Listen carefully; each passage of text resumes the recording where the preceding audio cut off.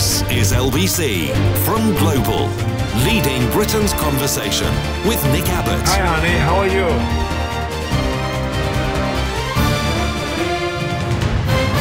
Well, let's get back to it. Who said wow? There's 430 million or billion, I don't know, there's quite a lot of miles in between them. These celestial bodies.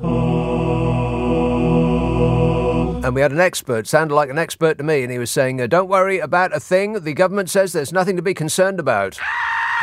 And there's like Venus and Mars, or, you know, one of those planets, coming very, very close to each other, but to 430 billion miles apart, or million. And the presenter who was being spoken to said, wow. Groovy. Who was that? I'm not sure. We don't know. We're going to investigate it thoroughly and deal with the person responsible. Right, some texts and tweets and such from last night. Jenny tweet, and there's a lot of them. I better get through them before the like a tsunami of them start coming in from tonight as well. How do these people get my number? Jenny tweets, you say you're having to rent. Is that because you have been sanctioned? Yeah. I noticed you said dahlia in a suspicious accent. Somebody should investigate my Russian connections. Right after they investigate Steve Allen's Russian connections. Highly suspicious. I mean, if you're driving around, like I say, if you're driving around in a Bentley that's the size of an oligarch's yacht, somebody needs to look into your finances straight away, if not sooner. It was Matt Fry saying wow. Yowza. Jenny texts, if you work from home, wow. Wow. It was like 430 billion miles, or is it million miles? I don't know. We don't know. Why am I asking him? Response, wow. I bow to no one in my admiration for the excellent work that Matt Fry does, but that's a bit hippie-ish, Matt. Wow. Would you like some patchouli oil to take home with you? Alfie emails, is it true that there have been no dinghy crossings in the channel for 9 days since the Rwanda deal was announced? I got no idea. I haven't been dinghy spotting lately, but I know a man who has. I'm a nutcase. Jenny says, if you work from home on a computer for 8 hours a day, does your employer contribute to your electricity bill as the cost is rising? Well, it depends on the employer, I suppose. I mean, a computer doesn't take in much electricity, does it? How much electricity does a computer take in? Not a lot. He doesn't really know. I suspect that he's guessing. He hasn't known the answer to one single thing I've asked him on this show so far. Sheila says, you haven't mentioned anything yet about the vampire devices in our homes. As though we're not suffering enough. I'm currently investigating in a load of garlic. Do you think this will protect me? What are you talking about? Vampire devices? What's a vampire device? I won't bother asking him because he won't know. Waztech, I think this constitutes abuse in the workplace, by the way. I'm very sorry. I am very sorry that I screwed up. Totally sorry. Totally screwed. I mean, I am so sorry. You just don't know how sorry I am. I'm sorry. Waztech, did you know that baby sloths, is it sloths or sloths? I won't bother asking him. Sloths make a squeaking noise, and this is very important, of high importance. Yeah, I did know that. So I think it's the Science Girl on Twitter.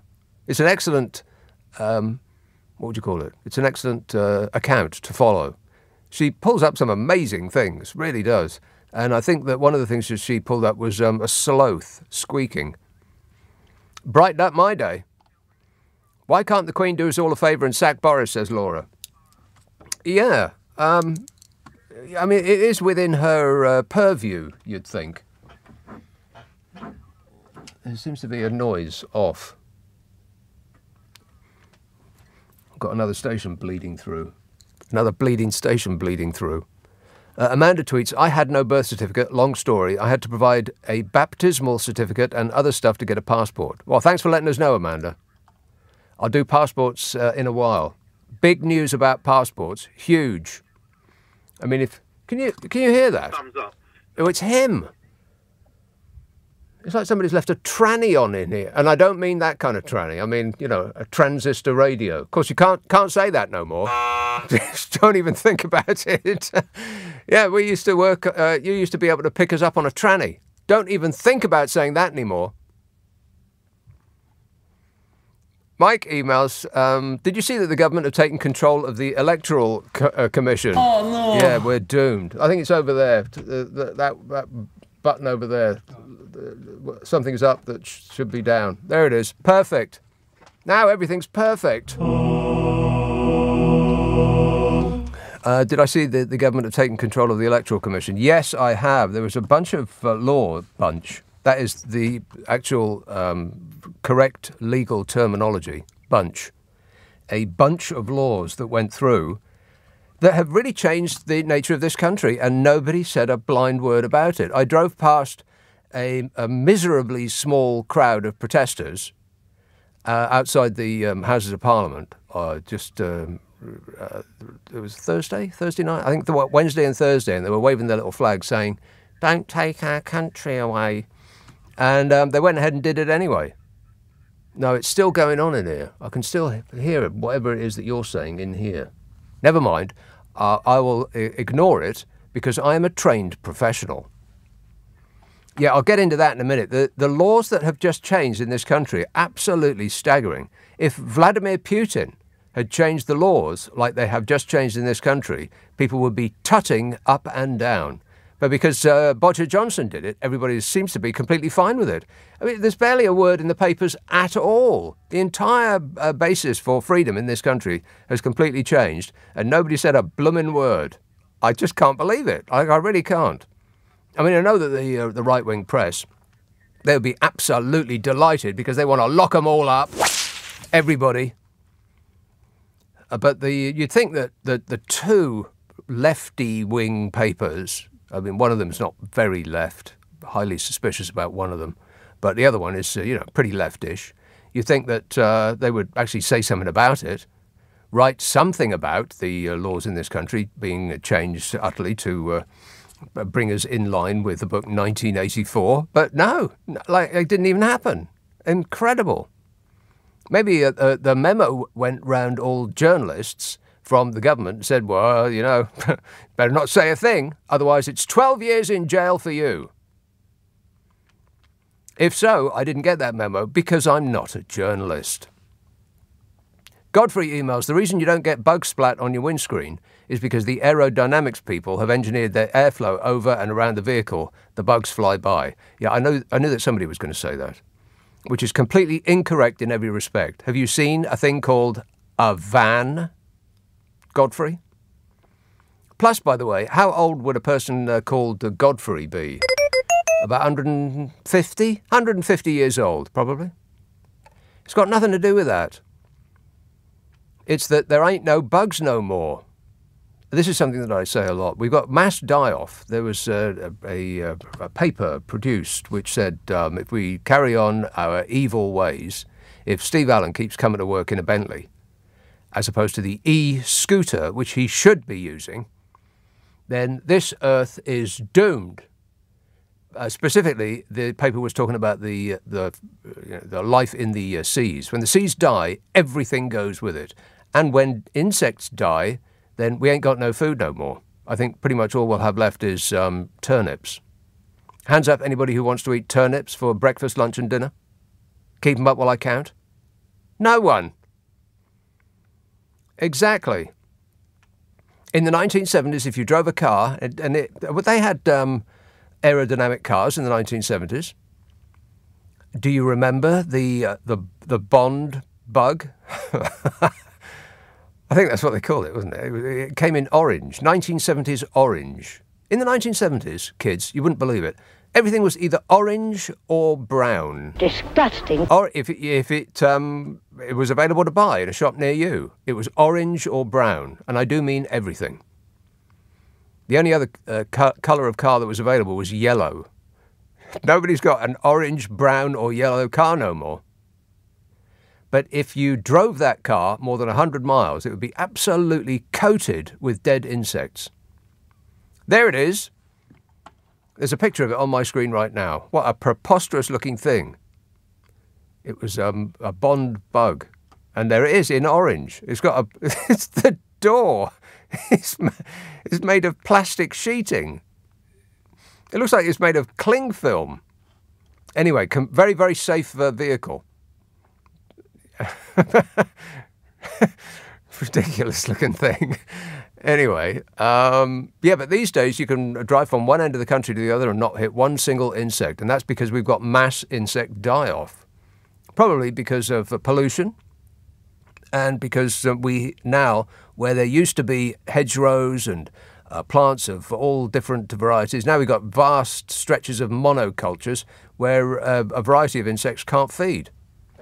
Educational, this show, isn't it? No. A little bit. Every now and again, by accident. So, yeah, whatever that thing's about. Oh, it was Godfrey about the aerodynamics. Yeah, they had aerodynamics in the 1970s, Godfrey. That's not it. It's just there ain't no bugs no more, which should be causing massive concern. But, you know, everybody's bothered about other stuff. You know, we're busy. Busy talking about, you know, our imminent demise at the hands of a swivel-eyed loon in Moscow. And, by the way, I was saying this yesterday about how Boris Johnson is sort of ramping up the tension with Moscow in order to get himself out of a pickle at home, to, you know, create this image of himself as a hero on the world stage. And Matthew Parris said pretty much the exact same thing as me, you know, not about Boris, about Liz Truss. You know Liz Truss? Shut up. Yeah, exactly. Liz Truss and her major competitor to take over from Bodger when the Conservative Party just can't put up with them anymore. Ramping up the tension with Vlad the Insaner in order to further their own careers. And to hell with the consequences. Because they will be probably first in the queue to get into the bunker underneath Parliament when necessary, when the warning bell goes. Brian says, I thought there was supposed to be a problem at the passport office. I got my new passport today. It took just 9 working days from application to receipt. Brilliant. My only complaint is the awful colour. Can't we have them in burgundy? What, European surrender pink? Is that what you mean? 9 days. Wow. Well, I'll talk about that because there is a... I didn't know this, but there's a revelation about who is responsible for the delays that other people than Brian have been experiencing in trying to get their passport. I was so surprised I almost went to the foot of my stairs, but I don't have any, so I didn't. 0345 6060 973. Text 84850. Email nicka@lbc.co.uk. If you're on Twitter, it's at LBC. Friday, Saturday, Sunday night at 10. Nick Abbott, LBC. This is LBC with Nick Abbott. Call 0345 6060 973. Tweet at LBC. Text 84850. Yeah! Dude! Wow. 430 billion miles, you say? Charles texts, did you see that Samsung ad No, wait, back up. Did you see that Samsung had to apologise for showing a woman running at 2 a.m. in an ad? What is the world coming to? Well, I heard about it. I haven't seen the advert because I don't watch adverts on television. What kind of a person watches adverts on television? I'll tell you. An old person. An old person who hasn't got around to figuring out how to use their videotape anymore. What's a videotape, Grandad? Shut up. They watch live TV, which means they have to watch all of the adverts. I haven't seen the advert. I don't know anything about it, other than that people are very, very upset. It's an advert. It's not supposed to be real life. Paul tweets, why isn't there endless marches on... I mean, it's not supposed to... I've got no idea what they were selling.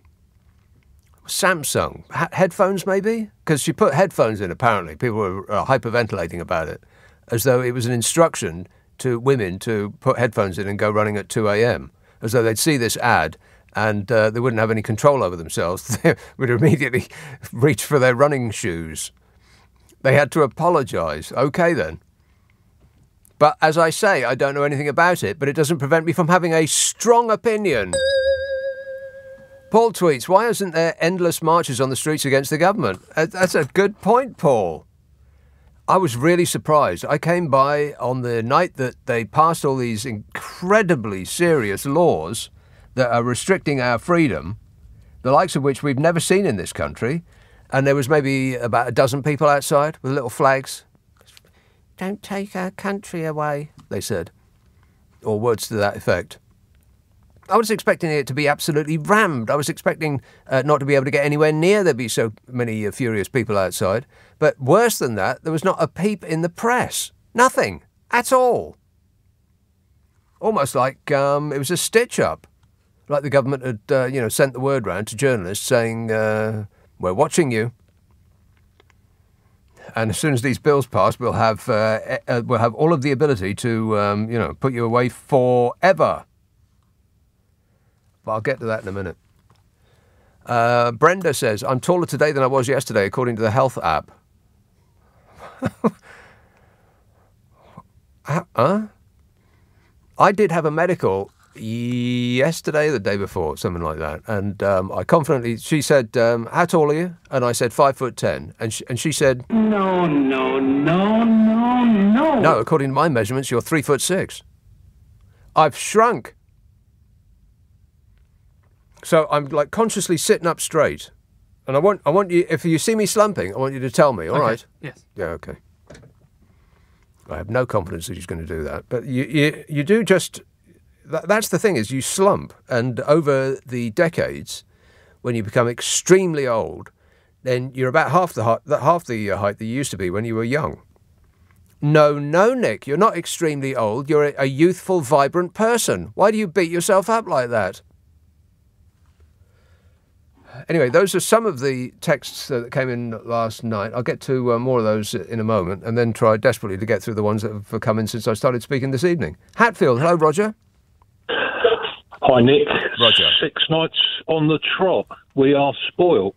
More than that. Way more than that. I think it's... wait a minute. It's like Friday, Saturday, Sunday, Monday, Tuesday, Wednesday, Thursday, Friday, Saturday. It's 9 so far, with 4 to go. Wow, top man. And a big hello to the man on the desk as well. He's a top man also. Well, let's not get carried away. Well, no, come on. You've got to be fair. All right, then. Hello? Did you listen to... I don't know anything in the week, because with everything else that's going on, I think that sort of kind of slipped through the railings as well. Yeah. Over the Brexit thing. Yes, I did. Just he admitted out loud that Brexit is a disaster while pushing his spectacles up his nose and hoping we didn't notice. Absolutely. And when I was listening to that, all I could think was your little ident that you drop in. Keep doing it. You asked earlier on about vampire devices. Yes. Yeah, they are basically items in your home that drain a lot of power away, hence the vampire connection. Oh, right. Like what? Sucking blood. Well, it really depends how energy efficient the appliances are in your home. You know, if you've got A+++, but that's changed now because of the coming out of Europe. We don't use that standard anymore, so we've got a sort of now they've created a new one for the UK only. Have they? But how stupid is that? Yeah. I mean, just as if we didn't have enough to grapple with. How utterly ridiculous is that? So people who produce things that run by electricity now have to produce them to 2 different standards if they want to sell them outside this country. Absolutely, because the old system that you get the stickers on the fridges and the washing machines that tells you whether it's A rated, B rated, and then I mean the super efficient ones are sort of A+++. But that's gone. Yeah, and now Mog has introduced Roman numerals or something like that. I expect hieroglyphics. Something really, really old. Yeah, and that's essentially where we are, on that one. But yeah, that's essentially what energy vampiring is. It's the, like if you leave things on standby, that is draining energy. But is it really? Because I was doing a podcast with Carol McGiffin today. Yeah. And we were talking about this, and off the top of my head, are you an expert in this regard? by the way? I'm not an expert. I am because I've made myself sort of do all the research, and according to, I'll it's ask out you there, then. but I mean, I'll ask you. Okay, go on. How much does a TV on standby cost you a year? About £10. Right.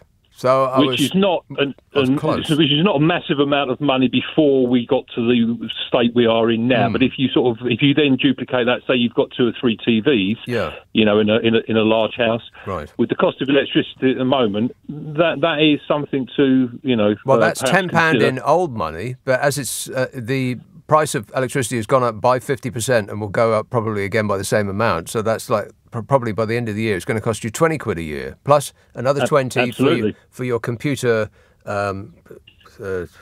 screen thing, the television that attaches to your computer. What's that called? Monitor.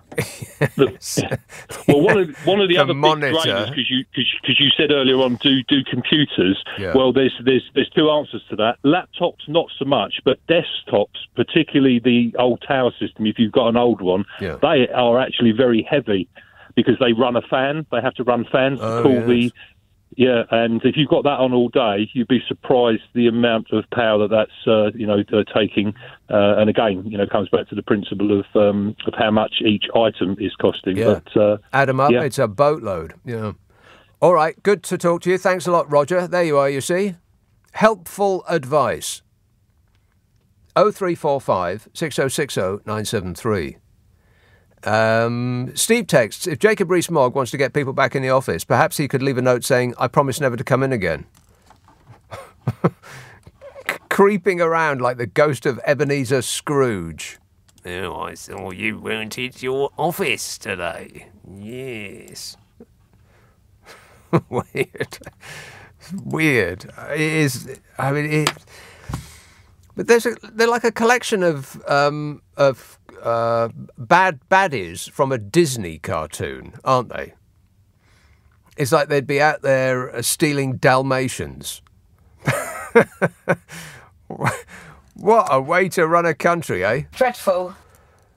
Dave texts, nuclear winter would reverse global warming. A technological solution worth considering, Vlad. Yeah, anytime you're ready, Vlad. I mean, I don't really want to dwell on it too much. The thing with the Ukraine, I was on the air for about 17 days straight, the first 17 days of the war. It started the night I started, I think February the 24th. And I was filling in for Tom for about 2 weeks straight, which means 17 days in a row. And so I had the first 17 days of the war, like day after day after day after day. That's all I was talking about. And, discussing our imminent demise. And it got a bit heavy towards the end there. I was just didn't think I could stand it anymore. But it's weird that it was all consuming at the start, and then there was a period where we just thought, oh well, okay, that's old news now. Let's talk about something else. And we almost sort of just completely dismissed it, like it's not happening anymore.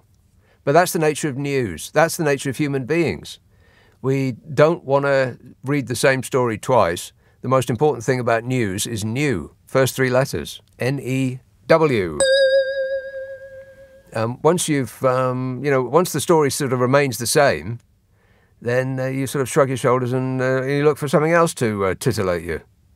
But it just seems to be getting, like I said, I don't really want to dwell on it because this is not this kind of show. It's supposed to be the antidotes to that, but I do get the feeling that people keep dismissing what Vladimir Putin says and the threats and so on. Oh, he's not going to do that. And then he goes and blooming well does it. He's, by some accounts, he's about to undergo surgery under general anaesthetic. Well, I have a suggestion for the anaesthetist. Put him under, don't bring him round. Do the world a favour. Although he's leaving the country in the hands of apparently somebody who might even be more nuts than he is, who might want to leave his mark on the entire planet. Oops. Wrong one. Never mind. It kind of worked. Time's running out. Faster than you know. 0345 6060 973. Text 84850. Email nicka@lbc.co.uk. If you're on Twitter, it's @LBC. Friday, Saturday, Sunday night at 10. Nick Abbot, LBC. It's 10:30. The news headlines with Serena Farrow. Nick Abbot on LBC. Call 0345 6060 973. Oh, hello. 0345 6060 973. You can text 84850. Email nicka@lbc.co.uk. And if you're on Twitter, it's @LBC. Upton on 7. Jules. Hello, Nick. Yes, sir. Nick, so earlier on, I was listening to about 3 hours ago yesterday's show, which is, as you say, squirted up the internet. Yes. As I was preparing a gratin dauphinoise, as you do. A gratin. A lady came on from. Wait a minute. Whoa. Wait a minute. A gratin dauphinoise. So, what's the recipe today, Raymondo? It's creamy spuds. Creamy spuds.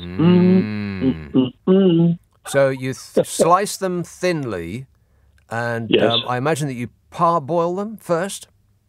No. Half cream, half milk. Yeah. Rub the thing that you're cooking them in with a bit of garlic. Mm-hmm.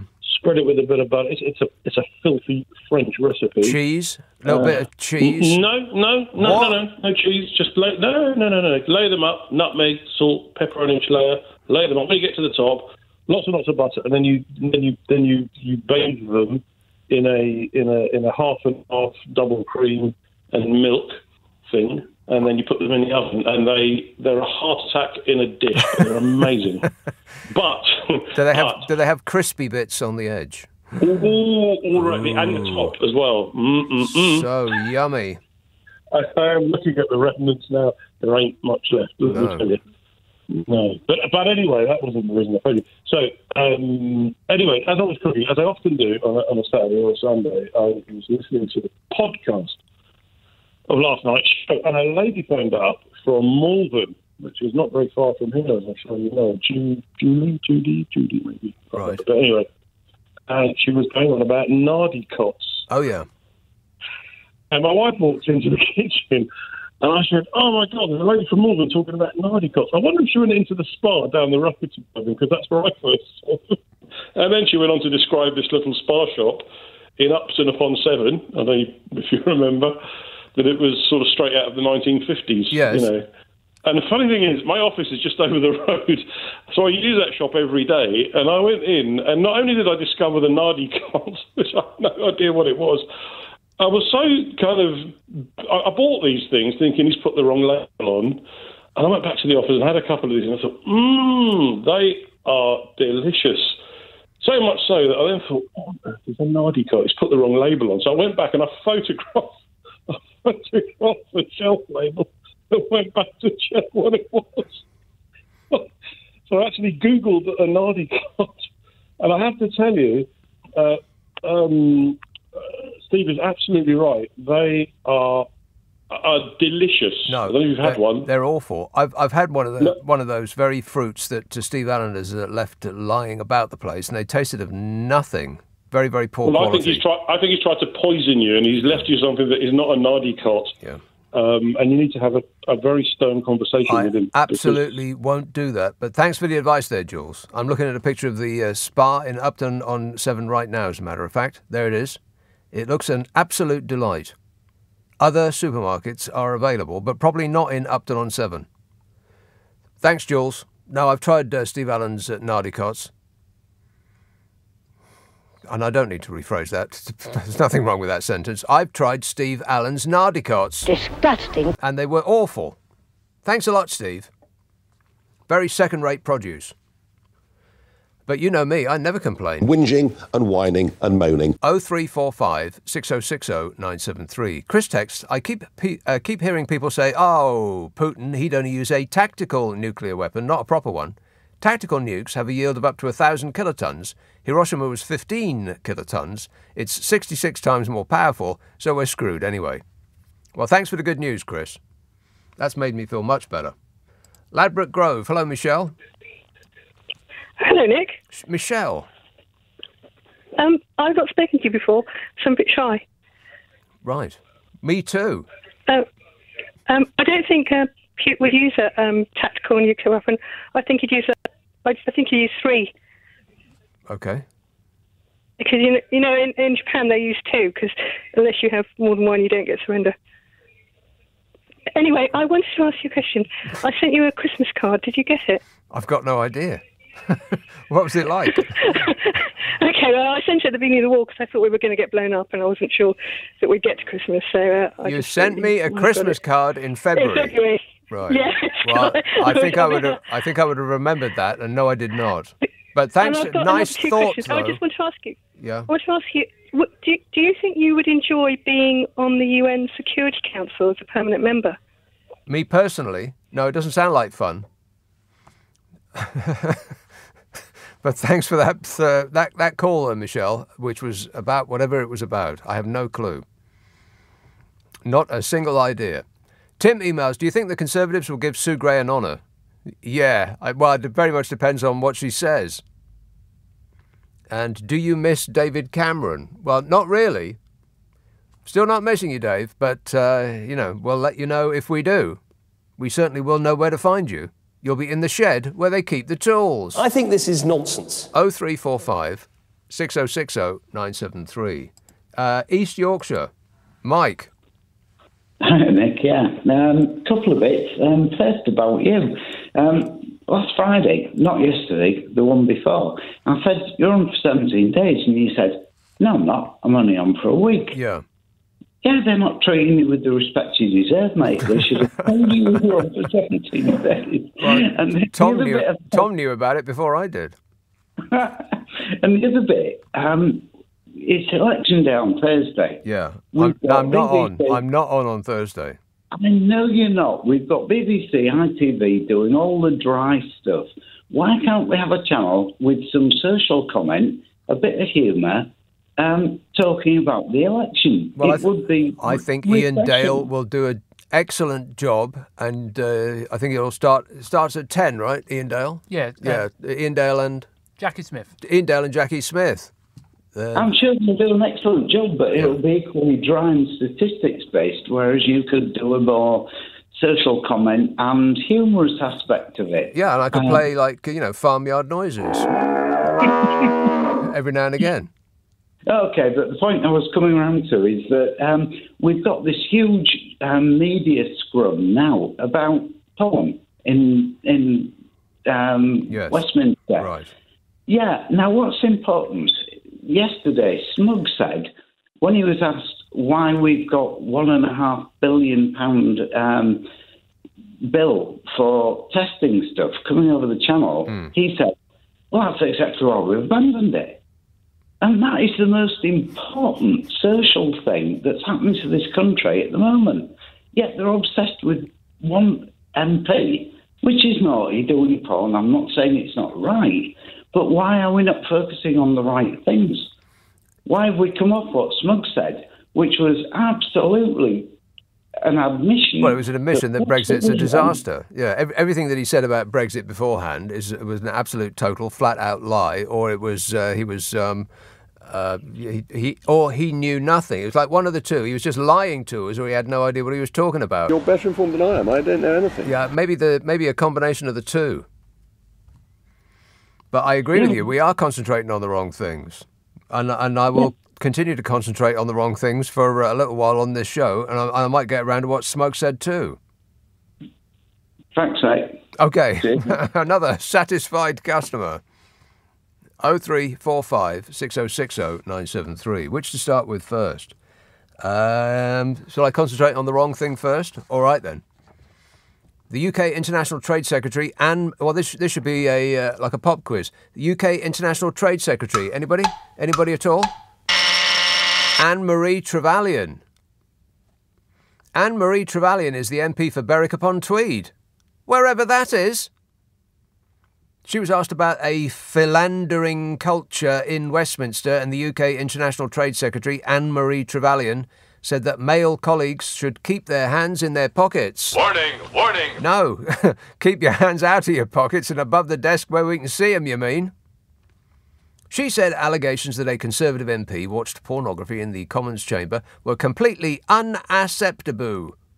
but declined to say whether they should be sacked. This was from yesterday. Declined to say whether they should be sacked. Are you kidding me? They were supposed to have their hands full working for their constituents, but apparently they only had one hand free at the time. Disgusting. She said some men in Westminster thought being elected made them God's gift to women. Although the vast majority of parliamentarians were committed, she said. Yeah, they should be. She later revealed on this station that a number of years ago she had been pinned up against a wall by a male MP who no longer serves, who said she must want him because he was a powerful man. Well, powerful? We don't need to know that he no longer serves. We can rule one man out. You're better informed than I am. I don't know anything. The Tory chief whip issued a statement on Wednesday suggesting the allegation that a Conservative MP watched pornography in Parliament could be referred to the Independent Complaints and Grievance Scheme, which deals with disciplinary matters. He needed to be disciplined.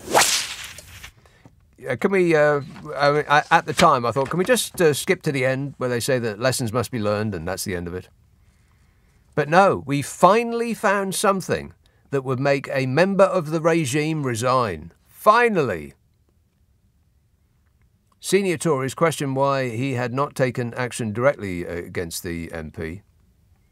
He? Wait a minute, back up. Who? Who he? Oh, the Tory chief whip. It's interesting that the MP concerned, at first he said he wasn't going to resign. And then he had his mind changed. Senior Tories questioned why the Tory chief whip had not taken action directly against the MP, whose alleged behaviour was witnessed by two female colleagues in recent months. Asked about the broader culture in Westminster, Trevelyan said, "All of us women in Parliament have been subjected to inappropriate language, to wandering hands, as my granny used to call it. It doesn't change. The vast majority of men I work with are delightful," she said. Delightful. They're committed parliamentarians. They're passionate about the causes they fight. Yeah, that's right. Causes like making the poor and disabled poorer and more disabled, and voting down policies to help those most in need, and voting for policies that protect bankers, and paying more tax, and I've screwed it up again. Never mind. They're all very committed. I looked up the voting record of Neil Parish, and it turns out I'm completely correct in every respect. The International Trade Secretary Anne-Marie Trevelyan said, but there are a few for whom too much drink, or indeed a sort of view that somehow being elected makes them God's gift to women, that they can suddenly please themselves whenever that is okay. They can suddenly please themselves. Would you care to rephrase that? No. 0345 6060 973. Yeah, Neil Parish confirmed that he's going to resign. At first he said, I ain't going to resign. And then he said, oh, OK, I'll resign. Must have had a chit-chat with somebody, more important. The 65-year-old Select Committee chair, who is a farmer by trade, said he first accidentally viewed the X-rated video after looking at tractors online.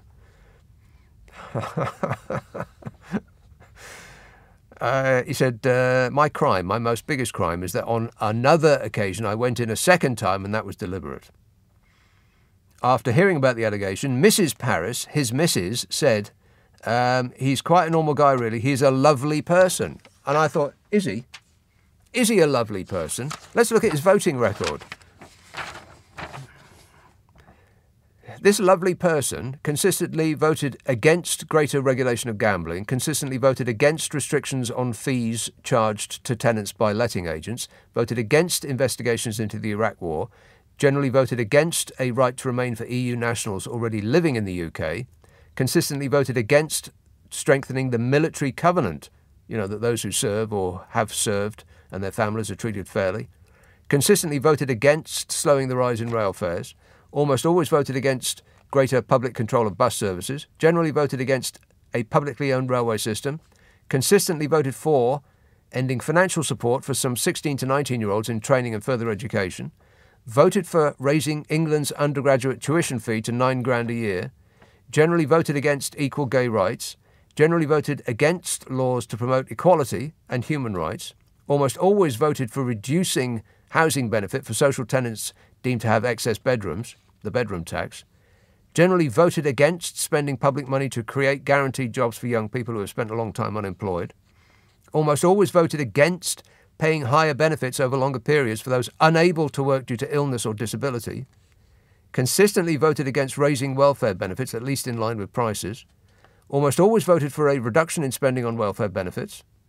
Consistently voted for making local councils responsible for helping those in financial need afford their council tax and reducing the amount spent on such support. Voted for mass surveillance of people's communications and activities. Consistently voted for phasing out secure tenancies for life, and almost always voted for more restrictive regulation of trade union activity. So that's his voting record on issues that concern the poor and the needy and the little people, not leprechauns. How did he vote on issues concerning the rich, I hear you ask? Well, let's have a little look, shall we? Generally voted against a banker's bonus tax. Consistently voted against increasing the tax rate applied to income over £150,000 a year. Almost always voted for reducing capital gains tax, which is how the rich make their money. Almost always voted for reducing the rate of corporation tax. Generally voted against a wholly elected House of Lords. Generally voted against removing hereditary peers from the House of Lords. And generally voted against a more proportional system for electing MPs. So pretty much always voted against the interests of the less well-off and for the interests of the rich and the establishment. Yeah, he seems lovely. Sad to see you go. Bye-bye. 0345 6060 973 LBC. Nick Abbott on LBC. Call 0345 6060 973. This is absolute tosh. 0345 6060 973. That voting record, by the way, you can look up the voting record of your MP. It's all up there. It's a website called theyworkforyou.com. It's an excellent facility because your MP will present themselves as being, legal, decent, honest and true and kind and considerate in public. And then you look at how they vote and it's always usually the complete opposite to the image that they're trying to portray. And weirdly, none of them seem to have a mind of their own. They're just a bunch of nodding dogs. They just all vote the same way. I'll challenge you. Try and find a Conservative MP that does not exactly mirror that bloke's voting record. It's all the same. Against the interests of the poor and the disabled and the left behind, and for the interests of the rich and the establishment. Every single one of them. It's amazing. Bill, what's the point of them? You might as well not have them. If they're just going to all vote the same way, we might as well just be...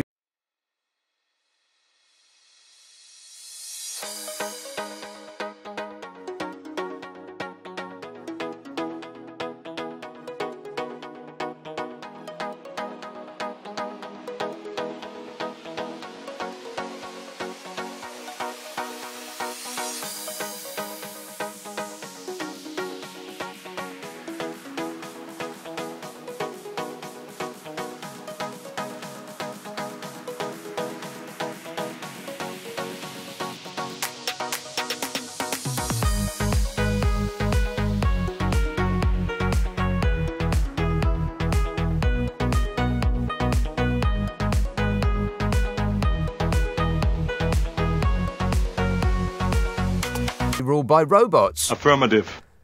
Bill emails, what happened to that guy who used to come on TV each night along with the other two blobs to update us on the virus? The one that looked like Penfold from Danger Mouse. I've got no idea who Penfold from Danger Mouse is. But I imagine that they said things that the regime didn't like much anymore. And they've currently got gaffer tape and they're trussed in a basement somewhere. Carl texts, no Mo May. Oh, here's a picture. Oh, there he is. Penfold from Danger Mouse. Wow. Huh. That really is the spitting image. Okay, then. Carl text, now, no Mo May is back this year. 1 square metre in your garden, leave it unmown for the month and see the amount of pollinating plants and pollinators that you get in your garden. Plan the square strategically and it's a lovely little plot in the garden. Butterflies aplenty. Groovy. Well, just don't mow any of it would be better. And on that subject, Mujahid texts, let it grow, let it grow, let it blossom, let it flow. I'm sure there's a song in there somewhere. Rock and No! Yes, there is. Simon says, May, when they all retire to the bunker, do you think... That surely is not the right way to start that sentence. Or maybe is perhaps what you meant. Maybe, when they all retire to the bunker, do you think that they will tell Fabricant that he can come in, but he must leave his massive wig behind on the basis that no pets allowed? What is that thing on his head? It must be hair. It has to be. Nobody would make or buy a wig that looks like that. So it's got to be his hair.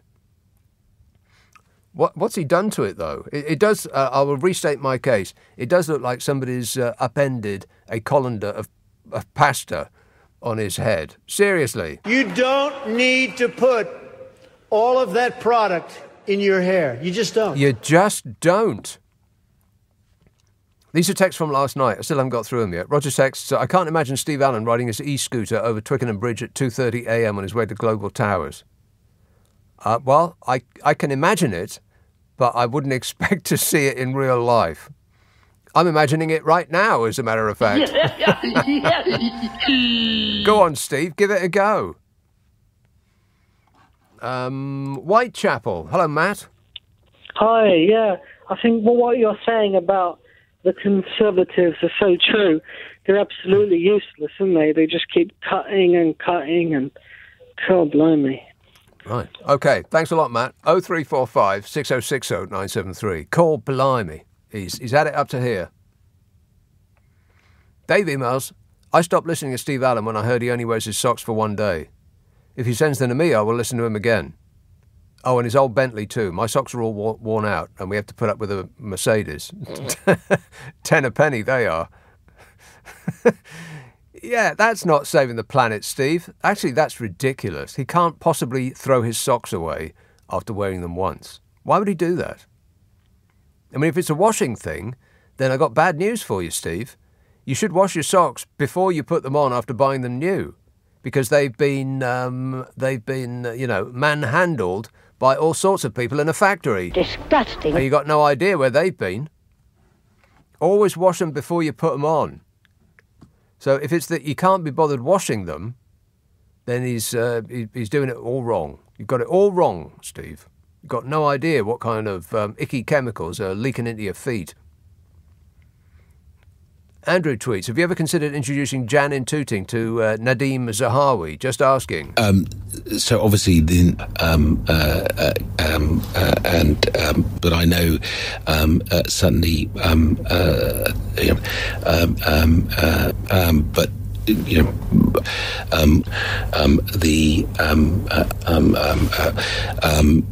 but obviously.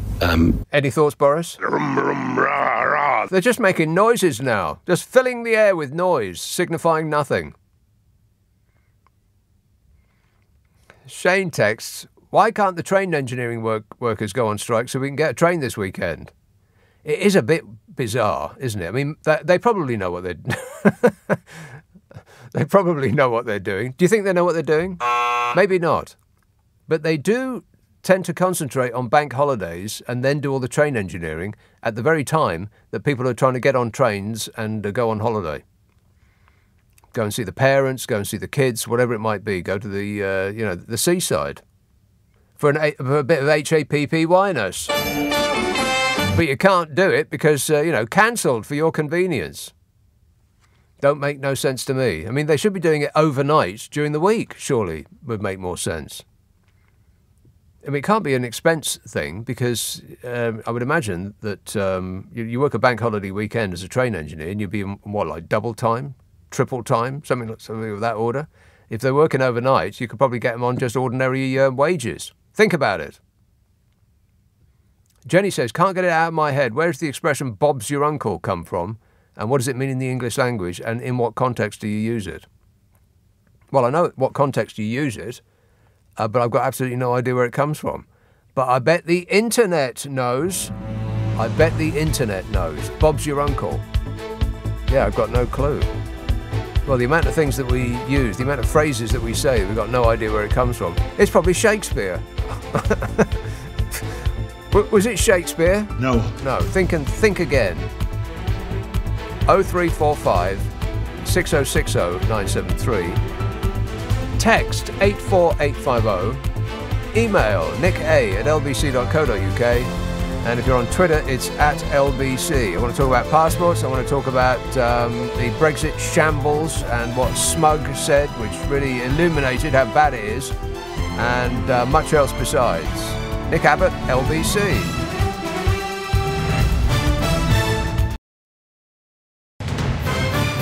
This is LBC from Global, leading Britain's conversation with Nick Abbott.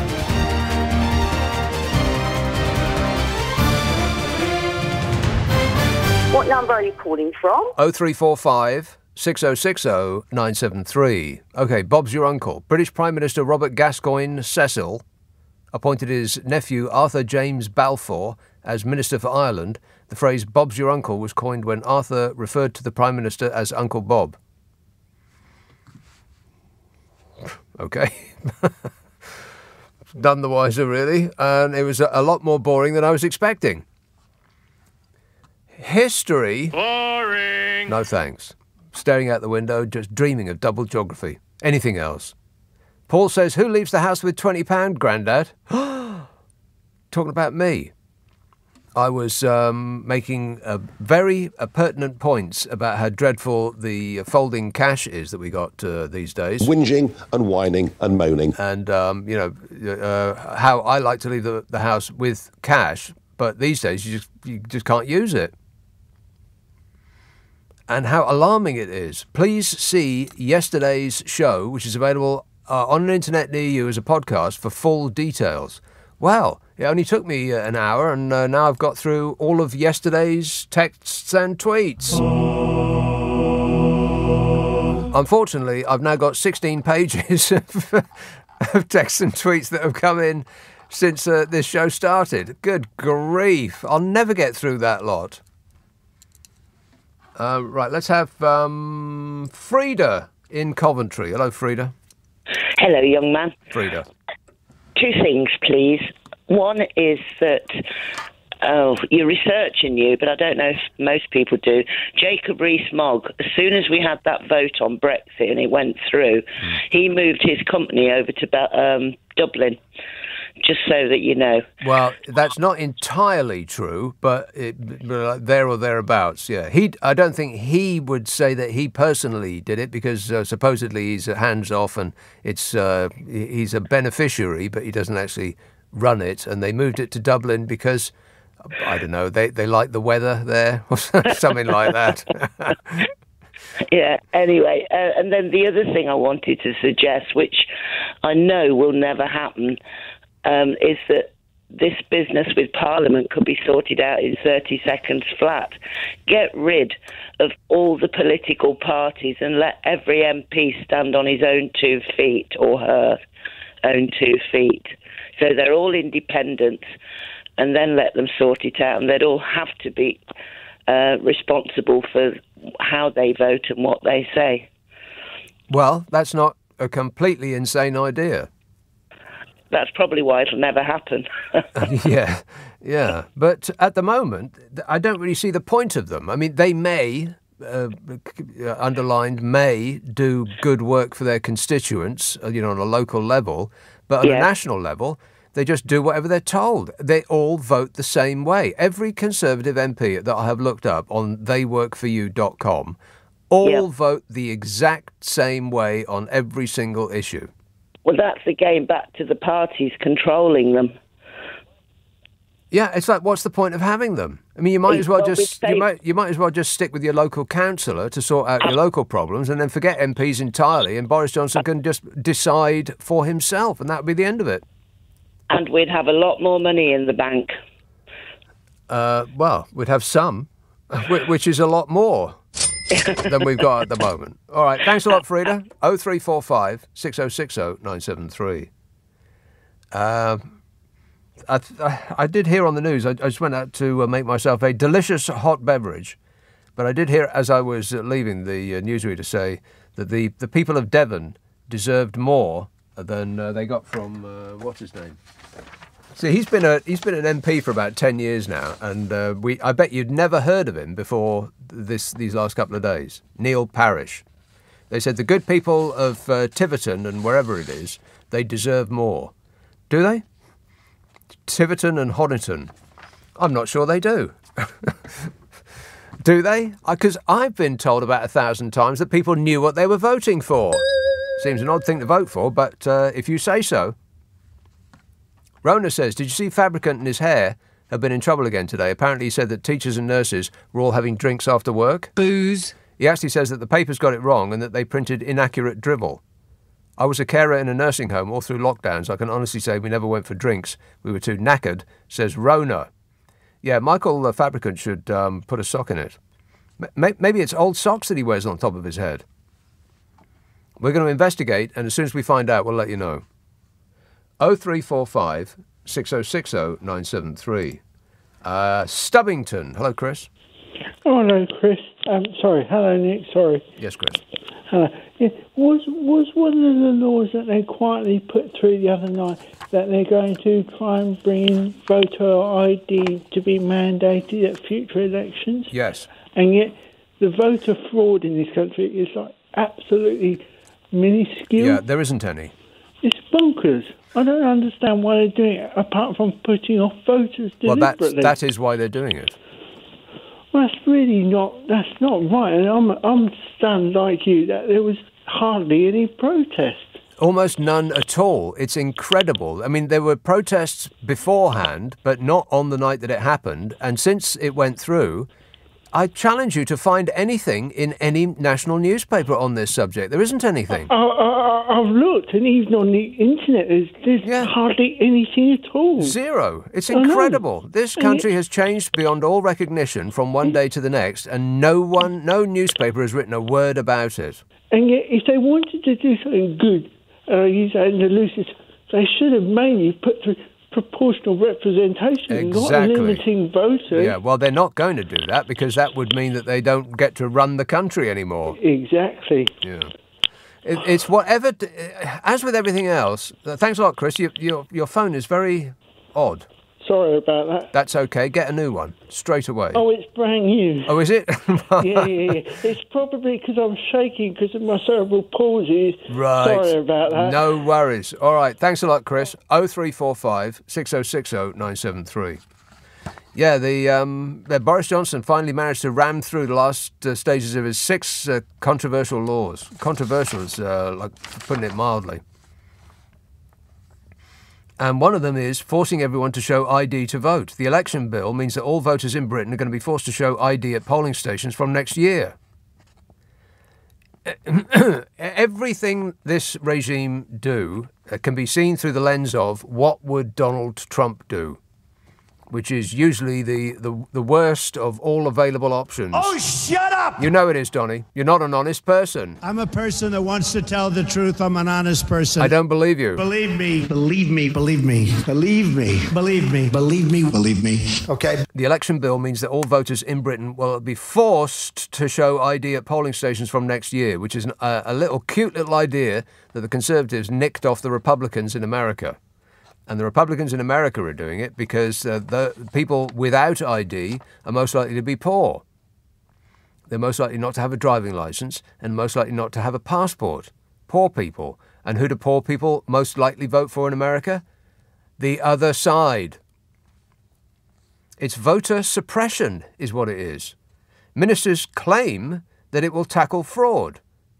Guess how many allegations, not actual proven fraud, but allegations of in-person voter fraud at the polling stations in 2019 were? 34. We got 60-odd million people, and there were 34 allegations. Guess how many in 2018? 8. 8! It's a problem that doesn't exist that they're pretending to solve, which has the added benefit of reducing the number of people that might vote Labour. Or Lib Dem. No, well, probably not Lib Dem. Labour. Or the Greenies. Groovy. The groovy Greenies. Greenies don't have driving licences. They get about on skateboards. It's an idea nicked from the Republicans in America who are also engaged in depriving as many people from the vote as possible that are likely to vote for the other side. I mean, it's just so nakedly obvious. But as with everything else that Bodger does, he just tells you what he's going to do and then he does it.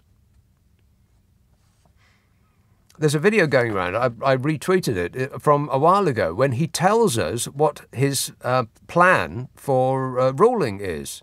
And it's to make so many gaffes, to make so many outrageous moves, to throw chaff out, or chat, I think it was, I think that's a military term, chat out of a helicopter, where they just chuck stuff out. If there are missiles coming towards them, they just chuck this stuff out, these, this like hot gobbets of burning material to confuse a rocket.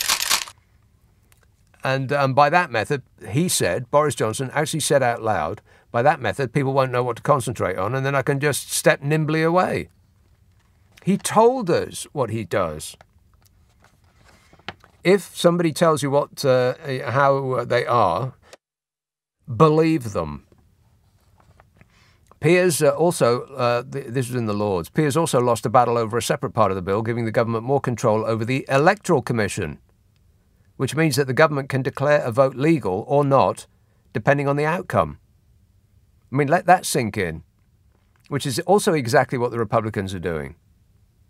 Because over there, I think the position is elected, and so they pour billions and billions of dollars to get all of these local people elected with, every single one of them. They want wearing a MAGA hat. And by that method, they can steal the next election, because they tried to steal the last one. It didn't go that well. The bill will also scrap a 15-year limit on British citizens living overseas being able to vote from abroad. The people that patriotically left this country, if they've been abroad for 15 years, they can't vote no more. So they're fixing that. Most likely because retirees abroad are most likely to vote Conservative. I mean, it's just so naked. They're saying the quiet stuff out loud. So that was one thing that went through without a peep. Nobody said anything. I bet you barely heard anybody on the radio say anything about it. I mean, I looked and looked and looked, and expecting, great diatribes in newspapers like The Guardian or The Mirror, and practically nothing at all. Well, to be fair, The Mirror did print something. In fact, they did. This is where I'm getting this information, as a matter of fact. It's from The Mirror. I didn't see a word. Well, hang on. I didn't see word one in The Guardian. Nothing. Maybe I wasn't looking in the right place. But it's just alarming. I mean, it's just amazing that this country has been changed from one day to the next, from a place where we did have freedom, where things did seem orderly, where you could differentiate between us and, say, the rule in, let's say, Russia, for example, where you can get put in prison for, making a noise that the government doesn't like in Russia. And everybody's, up in arms about that and how disgraceful it is. And they're arresting people who are just protesting in the street, just making a little noise. Well, guess what? Here too now. And no one said anything. It's amazing to me. I guess everybody's okay with that. We knew what we were voting for. 0345. I guess everybody's happy as long as they've got Brexit done. How's Brexit going, by the way? Oh, fabulous. Yeah, even Smug is upset about how it's going. Of course, he didn't mean to actually let on, but he did anyway. 0345 6060 973. Text 84850. Email nicka@lbc.co.uk. And if you're on Twitter, it's @LBC. Friday, Saturday, Sunday night at 10. Nick Abbott, LBC. Nick Abbott on LBC. Call 0345 6060 973. Some nobody. 0345 6060 973. Nathan texts, I bought some lager from a supermarket today. Booze. On the can it says all profits go to humanitarian aid for Ukraine. The packaging is yellow and blue. I am finding it quite drinkable, says Nathan. It's like a twofer, Nathan. You're getting a refreshing beverage and doing good while you're drinking it. David says, who are these people who look at Michael Fabricant and think, I'd like him to be my MP? It's mystifying, isn't it? But you could say that for pretty much all of them. I mean, you'd cross the street to avoid most MPs, honestly, wouldn't you? I mean, look at them. And yet people actually make the effort to leave their house, put on their hat, coat, scarf and gloves and go down to the local primary school or wherever it is, the local church, and stick a cross next to their name. What are they thinking of? And they don't just do it once, they do it over and over and over again. Mystifying. Marion texts, Moonwatch, new moon tonight. I know you say it's the full moon that is more concerning, but the new moon affects people's moods and driving. Nick, you sound as though you've got a cold. I hope you're not feeling poorly. You know, I'd noticed that. I do sound a bit nasally. Like, Mum, I can't go to school. I'm all bunged up. Of course you can, Malcolm. You'd have to be a certain age to have any idea what I'm talking about. But that's one of those ads that cut through. That was in an era before you could zip through ads at 30 times normal speed. That was the era of the... he's got an ology, that one. Ads used to be fun. Oh, I guess maybe we only remember the fun ones. I'd like to teach the world to sing. Everybody! Bov tweets, vampire devices are those which are left on standby using power for no benefit. Well, the benefit, Bov, is that you don't have to walk all the way over to the plug and turn it on. You don't have to fiddle about in the back of the television for the off switch. I bought a new TV. I'm not sure it's actually got one. It's as thin as a pencil. Where would they put an off switch? So I just turn it off with using the remote. I know I'm ruining the planet. But for a small convenience, see, and there it is again, a small convenience. That is what will do for mankind, us not acting in our best interests for a small convenience. New Cross, hello James. Hi Nick. Just to quickly follow up on your one about ID for voters. I just to quickly go on that. I volunteer at a homeless shelter, and obviously, if you're sleeping rough, you don't have an address. A lot of these people that I work with don't have any address whatsoever. And so there's no way of them getting any ID. They're completely forgotten and left out. And well, probably not forgotten. Probably deliberately. I mean, if the government keeps making a mistake in inverted commas over and over again, it's probably not a mistake. Probably a plan. Absolutely not. Yeah, everything. Yeah. What I was going to say is, right, we're living in the age of digital technology. Everyone's got a phone. Pretty much everyone in the country's got a phone. Why don't we just do away with Parliament and let everyone vote for each bill on a bill-by-bill basis? More referendums? No, well, wait, right. The way I do it is, so a bill's coming up, for example, say you've got a bill's going to be voted on the 10th of May, and in the run-up, we're getting loads of information, and there'll be people campaigning for you to vote one way or another. No one knows who's going to be able to vote on it. Come the 10th of May, 10,000 people get a notification on their phone saying it's time to vote. And like jury service, it would be mandated. You'd have to do it. You'd have to vote. And then 10,000 people are chosen at random per bill. Right. I don't know. And then obviously, I don't know. It just seems more democratic. If I may, I'll pick a hole in that.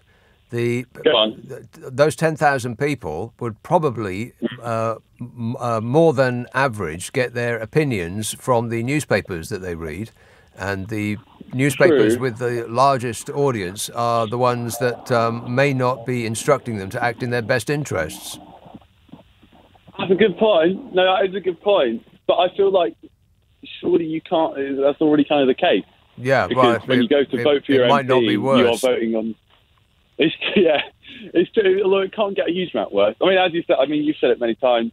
As long as every election has gone to the person with Rupert Murdoch's support in the last 30 years.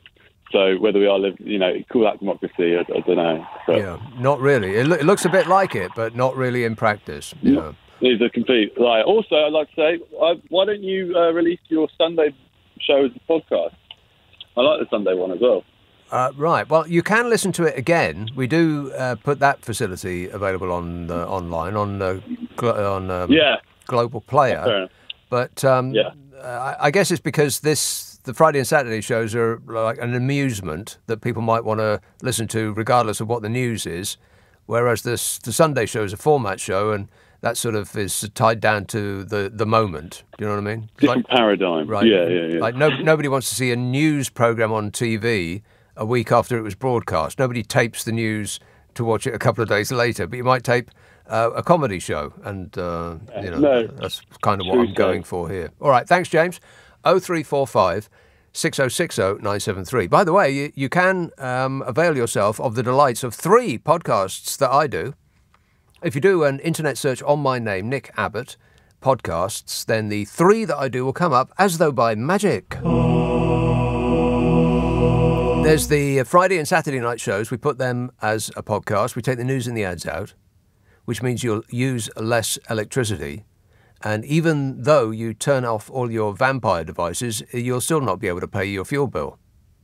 But at least we're doing our bit. Thank you. That's the Friday and Saturday night shows. That's called Nick Abbott The Whole Show. There's also the Nick Abbott Habit, which is best of clips of old shows, 30 minutes long, concentrated amusement, that comes out on Monday, the Nick Abbott Habit. And there's the one I do with Carol McGiffin. Yeah. Which is like a problem-solving podcast.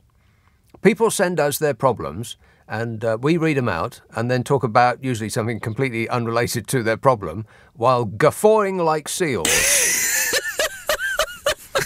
And it's the hour in the week that I laugh the most when I do that with Carol McGiffin. We did another one today. It's coming out on, well, because it's a bank holiday, it'll probably come out on Tuesday now. But it usually comes out on Monday. It's called What's Your Problem with Nick and Carol? All of these are available on Global Player, which you can stick up your phone or a related device. And like I said, if you do an internet search on my name, Nick Abbott Podcasts, then you'll see all 3 of them there. Let's have a call in Leeds. Hello, Mick. Hi, good evening. Mick. How are you? Good, thanks. Yeah, I'd just like to say, now that nearly 10% of our MPs are being investigated for sexual misconduct, surely this opens the door for a completely independent review of our corrupt, dishonest, and now completely sleazy political system. And that should be done by the Electoral Commission, and they should review everything. They should review how we investigate our MPs. Yeah. For example, the one that's just resigned, he shouldn't have been allowed to resign. He should have been sacked. He should have lost his pension. Oh, no, come on. We need these deterrents in place, Dick. Let's not get carried away. Lost his pension. I mean, I have never heard of him before, but it is entirely possible that he did good work for his constituents. I think he's been an MP for 10 years, something like that. I mean, he just got... it was a stupid thing, and you can't ruin somebody's life just for doing a stupid thing that hadn't really, affected anybody else. I mean, it's not like he killed someone. And as for giving it to the Electoral Commission, well, bad news. Because the government has just gained control over the Electoral Commission. So Boris Johnson will once again be marking his own homework and finding himself fabulous in every regard. Thanks a lot, Mick. 0345 6060 973. Bov tweets, vampire devices, left on standby for no benefit. Been through there. Paul says, the answer is millions, not billions. What answer? Oh, it is how far apart the 2 planets, which are in visual alignment. In the heavens above. I think is it Mars and Venus, or Mars and Saturn, or something like that. Who cares? They're tiny dots in the sky. Big deal. Everybody's freaking out about it. Oh, look, it's really amazing. You know, the science hippie off the TV. Oh, look at the stars. It's just amazing. That bloke. Do me a favour. They're tiny. To the naked eye, nothing. But anyway, the answer is millions of miles apart, not billions. as I'm sure Nadeem Zahawi is the expert on millions, says Paul. And one, two, yes.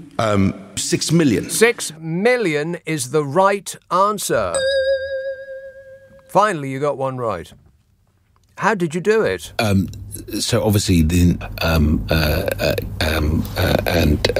I know certainly, but you know, yes. Go on. But obviously, and time's up.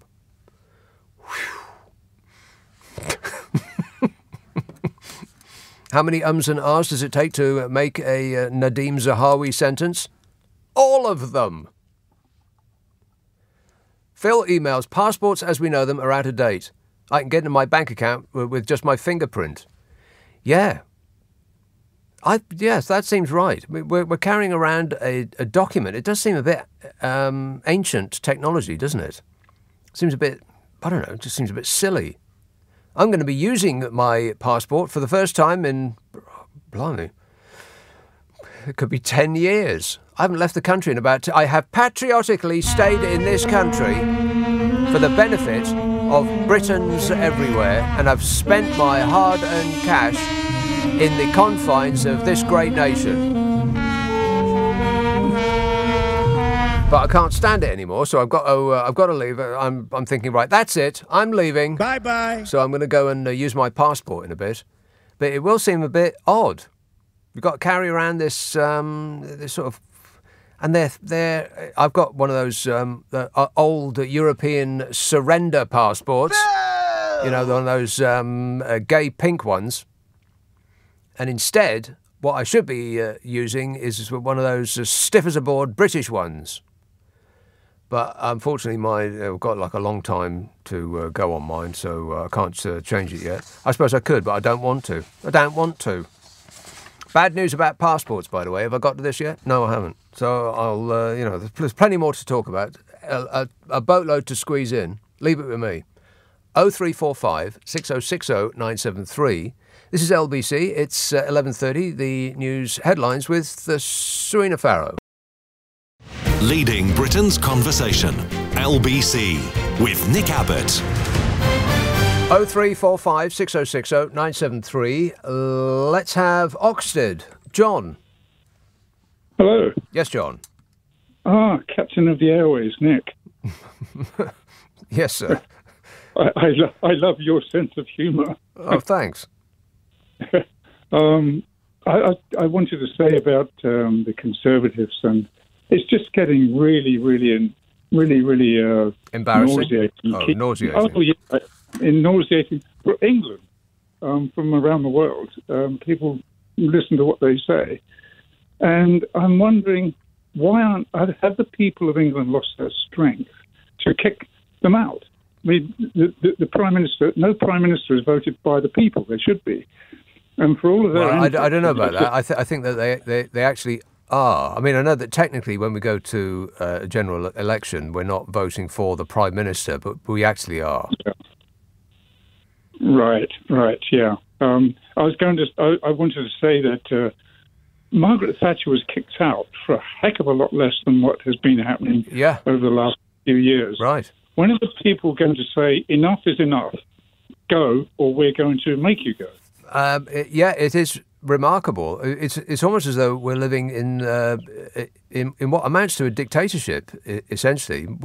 A minority of the people vote for the party that then has a stonking majority of members in Parliament, from which they can rule with impunity until the next time when people are asked. And these laws that they're passing seem to be specifically designed to maintain their position in power forever. You're absolutely right, and I totally agree with you using the word dictatorship, because it is a regime. Yeah, well, that's the word that I use over and over again. It does seem that way. I mean, how can 46% of the people put a party in power for 5 years that has 100% of the power? It's just, it doesn't make any sense as if we actually want to consider ourselves a democracy. It isn't really. Yeah. You're absolutely right. And one other comment about what I heard on the news about President Zelensky in Ukraine. What Boris needs to give him and the West is instant sunshine. Instant sunshine? Yes. Yes, it goes kaboom. Oh, right. Well, let's dial that down a bit, shall we? A little less instant sunshine. I thought he was talking about that the song of the same name. Rock and roll! Walking on instant sunshine. Maybe not. All right, thanks a lot, John. Chris texts, I never voted Tory, but I feel a bit sorry for Neil Parish. It was a lack of judgment, but he didn't deny me the right to go to a funeral whilst holding a dozen parties, or controlling the taxes I pay whilst holding a green card to avoid the very same tax. One thing I take away from this story is to be very careful when Googling tractors. That's right. Yeah, let's not get carried away with the pouring ordure over this bloke. He resigned. I know that at first it wasn't his instinct. At first he said, I'm not going to resign. So perhaps we shouldn't forget that. And I would imagine that the phones over at his place became red hot, and people who don't appear to have the decency to resign on any issue persuaded him perhaps that it was best for the regime that he did exactly that. Either that or he just had a change of heart. We don't know. But he did say initially, I'm not going to resign and I have to... and to the question, why were you watching or what were you watching or something like that, he actually said, I'll have to wait till the inquiry delivers its verdict. What, before you know what you were watching, you have to wait for the inquiry. But as I said, he's resigned. It seems to be the right thing. We've actually found something that an MP will resign over. Incredible. They used to resign over showing up with unpolished shoes. If their tie was askew, they'd apologise profusely and submit their letter of resignation. Now, practically nothing that his Bogenus does will instigate him sending a letter of resignation. Yeah. Wait a minute. I mean, what precisely would it take, Boris, for you to actually put in your letter of resignation? I can't comment on that. Yeah, exactly.